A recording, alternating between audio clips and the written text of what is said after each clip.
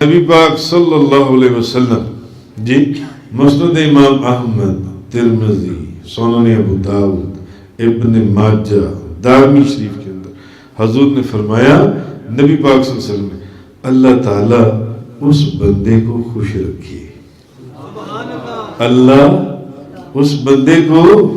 خوش رکھے جس نے میری بات سنی، پھر یاد کر لی، اس کو محفوظ رکھا اور دوسروں تک پہنچا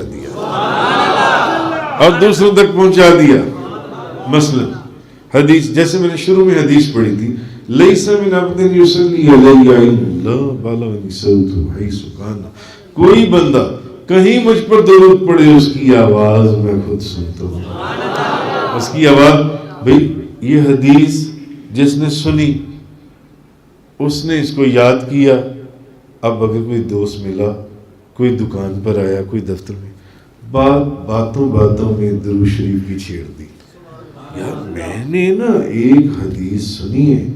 کہ جو بندہ کہیں درود پڑھے حضور فرماتے ہیں اس کی آواز میں خود سنتا ہوں،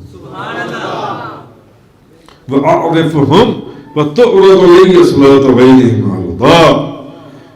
نہ صرف سنتا ہوں بلکہ میں تو ان کو دیکھتا بھی ہوں، میں ان کو دیکھتا بھی ہوں جو مجھ پر درود شریف پڑھنے والی ہیں۔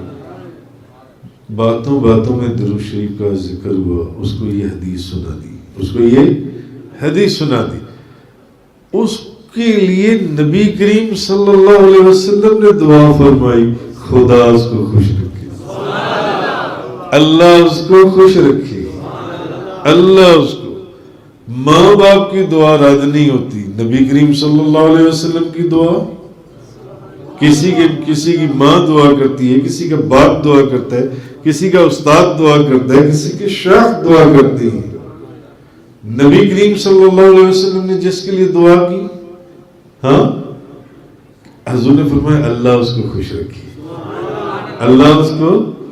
خوش رکھے، حضور نے فرمایا۔